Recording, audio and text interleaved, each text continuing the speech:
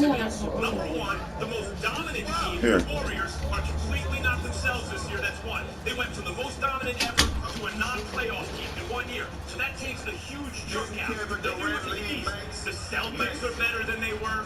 The Raptors are better. I mean, like 5 and 10 years ago. The Raptors are better than they were. You have more. The Pacers are pretty good. You have more good teams in the East now. Yeah, I played all Madden all my life, even when I was young. When LeBron James was in the East, they had the big three in Boston. They had a good Indiana Pacers teams with Paul George, George Hill, Roy Hibbert, and David West. They had the Pistons that was there, big with Rasheed Wallace. What you mean?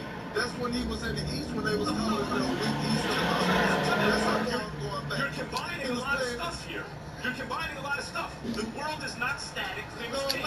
Early in LeBron's career, with the Cavs, no one in their right mind would hold it against him not winning a championship when he had no one else on the team. That's why he made the super team in Miami. The league had changed by the time he got back to the Cavs. So now it's LeBron and Kyrie and Kevin Love, clearly and by far the best team in the East.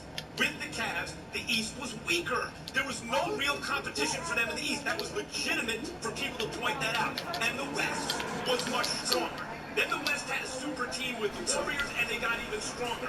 But now the East has come up in the world, and the Warriors are gone, so the West has come down a little bit. Max, you saying the second time that LeBron went back to Cleveland, but if I can recall, the Atlanta Hawks had the best record in the league with 4 All-Stars. You can say what you want, but they had the best record in the league, and LeBron swept them. No, I'm just saying. Look, you want to bring up the Atlanta Hawks for real? I'm just saying. Good, let's bring them up. You know what the Hawks were? They had what? You know who the Hawks were, Perk? They were the Bucks without Giannis. Same coach. They were the Bucks without Giannis. When you take Giannis off the Bucks, they're a first-round exit in the sweep. Put Giannis on the Bucks, they might win the whole thing this year. Giannis haven't won the whole thing this year, so you're right. They are the Bucks. Right. When Giannis gets to the playoffs, he wide. It's on the threshold. A great regular season team. You're right, Max. You're right about that. They had one great team. Mostly because of him last year, and they ran into Kawhi to beat everyone. Thanks for watching ESPN on YouTube. For live streaming sports and premium content, subscribe to ESPN.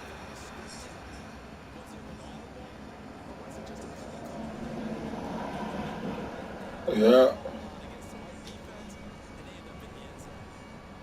LeBron James has already been openly campaigning for the award this week, and now the man who brought him to Los Angeles, Adam Johnson, says he should get it. Tweeting, quote, LeBron James is definitely the MVP this season. He is almost averaging a triple-double with 25 points, 10 assists, and basically 8 boards a game. His defense has been amazing, and there is no better leader in sports. We're joined now by...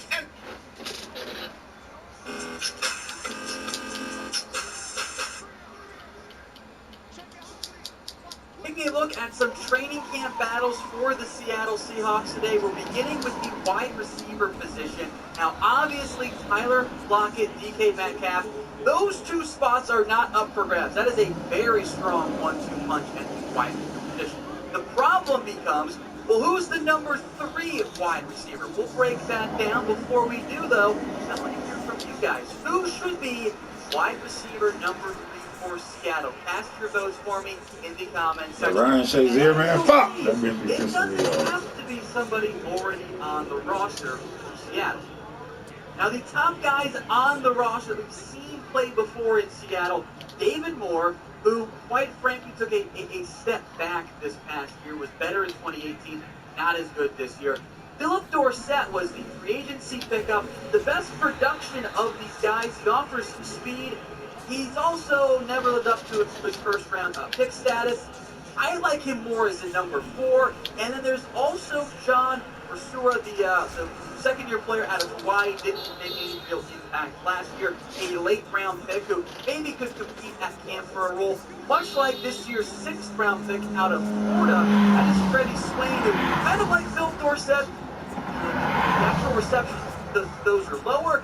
The touchdowns, though, are pretty high, which does fit with what Seattle's had recent success with in the past years of their receivers being super efficient once it comes down to the end zone and whatnot.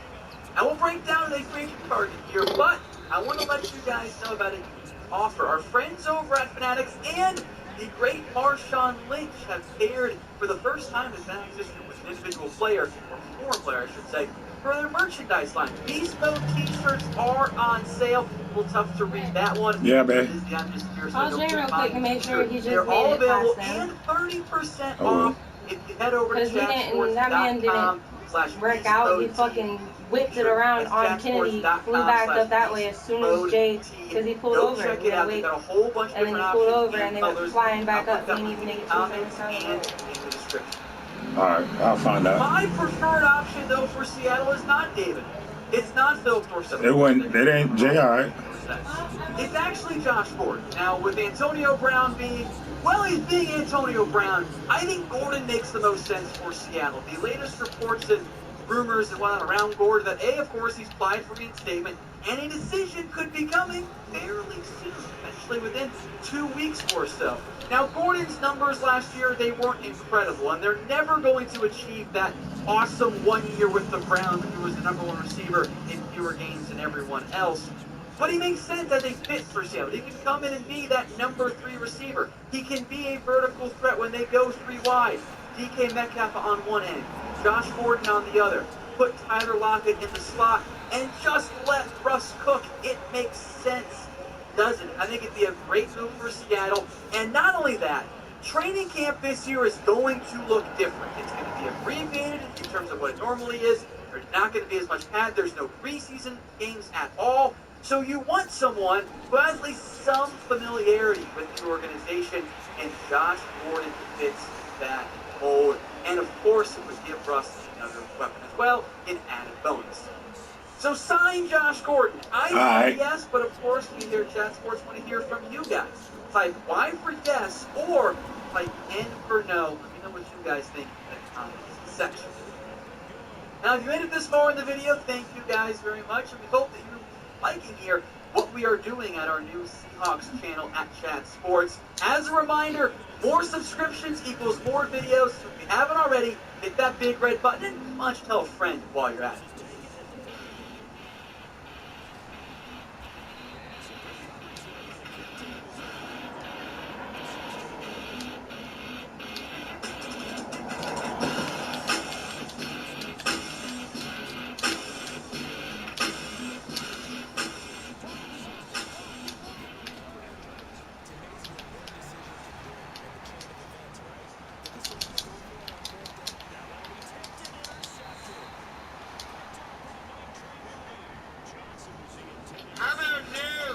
No. No way.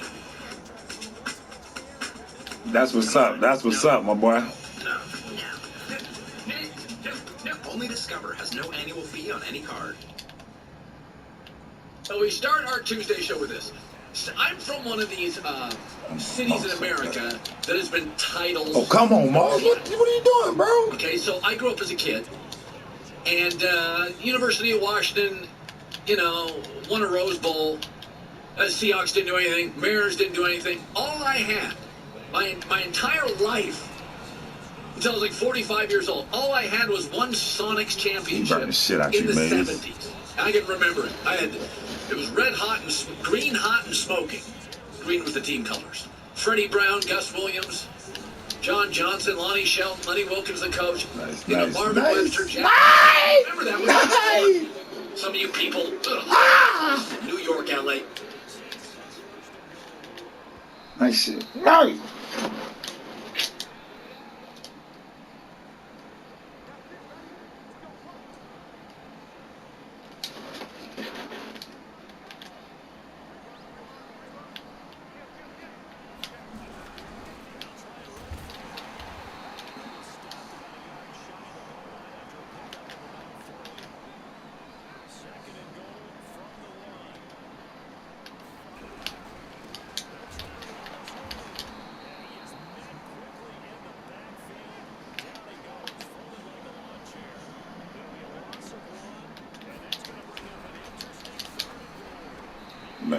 No good.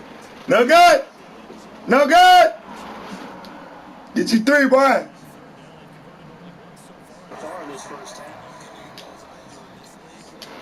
Get you 3, boy. Play with me. Don't play.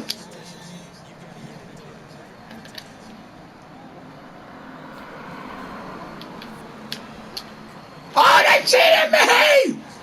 Oh, hell no! I picked the shit out of that!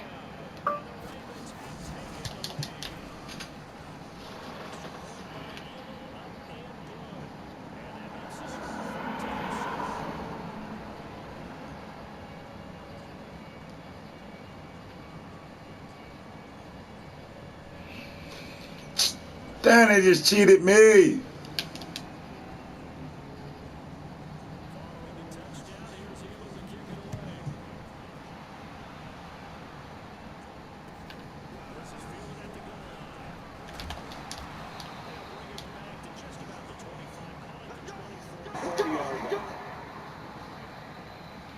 Damn, that's bullshit. I keep telling you why people don't like him. His throwing motion. He throws the ball too slow.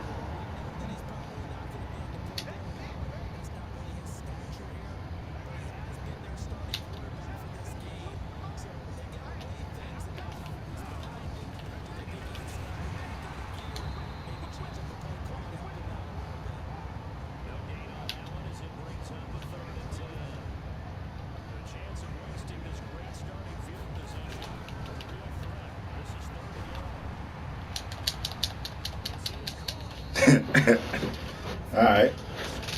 Okay. Alright, Madden! Cheating the fuck out of me right now, man.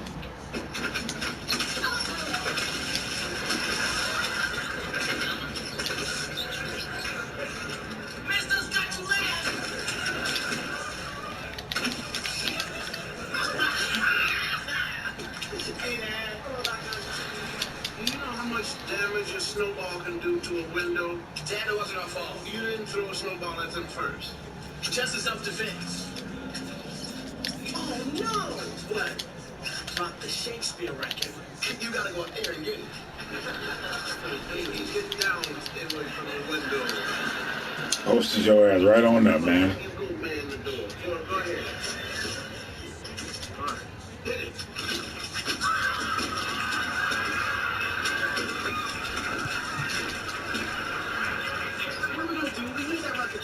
Text. Dad, they won't throw them at you. Please, Doc.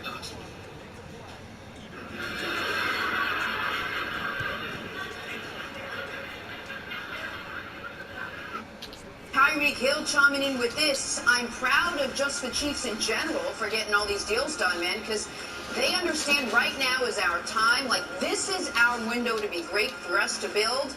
Here's that word again, dynasty. Chris Jones followed up with, quote, this is only the beginning. Be prepared to have another parade and another parade and another parade. I've already lost count. We're going to make sure we bring not 1, not 2, not 3, not 4 guys, but 5+ rings to Kansas City. It's been 50 years of waiting, but the wait is over now. It's time to create, here it is again, a dynasty.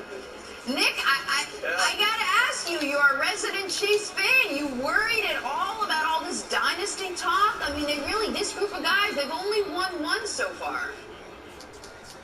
No, I'm not worried about it. I'm encouraged by it. And listen, the table is obviously set perfectly. for the Chiefs. And Jenna, you're right, they've only won one. Mahomes has only been the starter for 2 years. The first year he was the starter. If the Patriots call heads instead of tails and the coin toss in the AFC Championship game overtime, then the Chiefs have 2 Super Bowls. But the Patriots called the coin toss right, so they only have 1 Super Bowl. But I think the reason people are hesitant to talk dynasty is because people think they are rare in the NFL. They're not.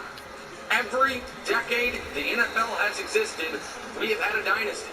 In the 60s, it was the Green Bay Packers. They won 3 of them.